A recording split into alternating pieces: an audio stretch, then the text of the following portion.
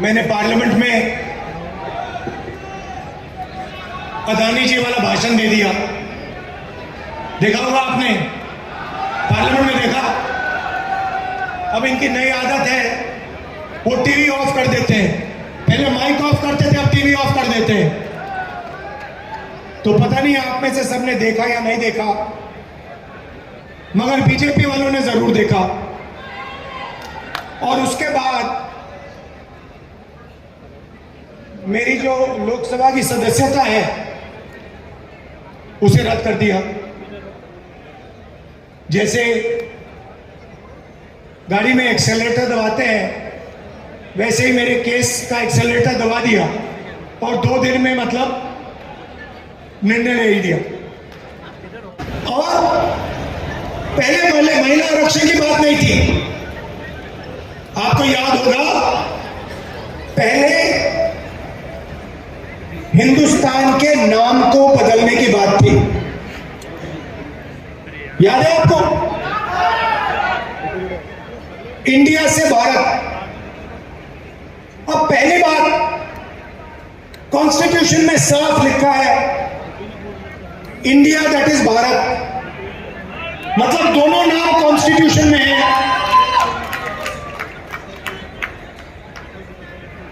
मगर ये इन्होंने पहले नया बहाना बनाया, इंडिया वर्सेस भारत। कोई झगड़ा नहीं इंडिया और भारत के बीच में, मगर इन्होंने कोशिश की भैया इंडिया और भारत के बीच में लड़ाई करा। थोड़े दिनों में उनको पता लग गया कि जनता इसको एक्सेप्ट नहीं करेगी। जनता ये बात को सुनने के लिए तैयार ही नहीं है। प्रॉब्लम हो गई। अब स्पेशल सेशन में क्या करें? स्पेशल सेशन को अनाउंस कर दिया, अब क्या करें? चलो महिला आरक्षण की बात करते हैं। अब देखिए, महिला आरक्षण का हमने पूरा समर्थन किया है। राजीव गांधी जी पंचायती राज में महिला आरक्षण लाए थे। हमने बिल का सब पार्टियों ने, इंडिया ने, जो हमारा गठबंधन है, सब पार्टियों ने कहा हम इस बिल को पूरा समर्थन देते हैं। मगर इसमें हमारे 2-3 सवाल हैं। सवाल के जवाब दे दीजिए। पहला सवाल, इसमें ओबीसी महिलाओं के लिए रिजर्वेशन क्यों नहीं किया?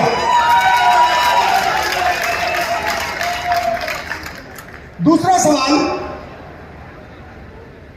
बीजेपी के लोग कहते हैं कि महिला आरक्षण करने से पहले नए सेंसस की जरूरत है और नई डिलिमिटेशन की जरूरत है। यह सच नहीं है भाई और बहनों। महिला आरक्षण को लागू करने के लिए विधानसभा और लोकसभा की 33% सीटें महिलाओं को आज दी जा सकती हैं। मगर इन्होंने बहाना बनाया है। ये चाहते हैं कि महिला आरक्षण 10 साल में लागू हो। हम चाहते हैं कि महिला आरक्षण आज लागू हो।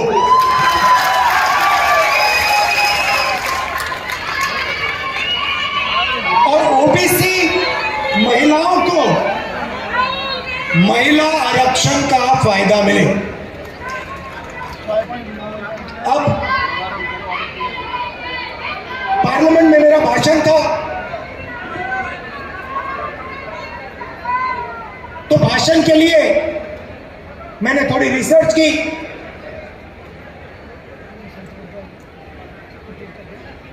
हमारे जो इंस्टीट्यूशंस हैं, जो संस्थाएं हैं, उसमें ओबीसी वर्ग की, दलित वर्ग की, आदिवासी वर्ग की क्या भागीदारी है? तो मैंने क्या किया, हिंदुस्तान को 90 लोग चलाते हैं। हिंदुस्तान को, आज के हिंदुस्तान को एमएलए और एमपी नहीं चलाते हैं। आज के हिंदुस्तान को प्रधानमंत्री 90 अफसरों के साथ चलाते हैं। वो कौन है? वो हिंदुस्तान की सरकार के सेक्रेटरीज हैं। हर मिनिस्ट्री को, सेंट्रल मिनिस्ट्री को सेक्रेटरी चलाते हैं। तो मैंने एक बात चेक की, ये जो लोग 90 लोग हैं जो हिंदुस्तान की सरकार को चलाते हैं, पूरा का पूरा पावर इनके हाथ में है। हिंदुस्तान किस ओर जाएगा, शिक्षा में क्या निर्णय लिए जाएंगे, स्वास्थ्य में क्या निर्णय लिए जाएंगे, नरेगा का डिजाइन कैसे होगा, भोजन के अधिकार का डिजाइन क्या होगा, ये 90 लोग चुनते हैं, ये डिसाइड करते हैं। तो मैंने सोचा देखता हूं इन 90 लोगों में से नरेंद्र मोदी जी की सरकार में ओबीसी कितने हैं। नरेंद्र मोदी जी 24 घंटे ओबीसी की बात करते हैं।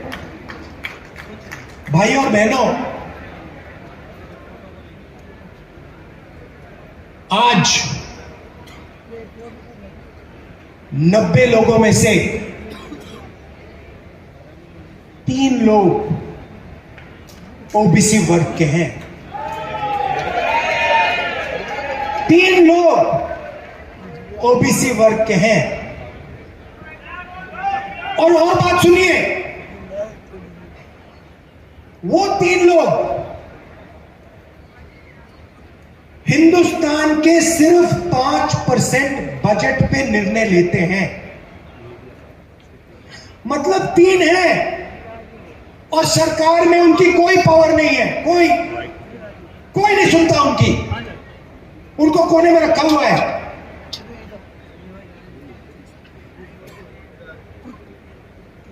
तो फिर पार्लियामेंट में मैंने एक और सवाल पूछा जो शायद हिंदुस्तान के लिए, ओबीसी वर्ग के लिए सबसे महत्वपूर्ण सवाल है, और वो ये है कि इस देश में ओबीसी कितने हैं, दलित कितने हैं, आदिवासी कितने हैं, कौन से समाज के कितने लोग हैं। और ये सवाल का जवाब सिर्फ कास्ट सेंसस से मिल सकता है।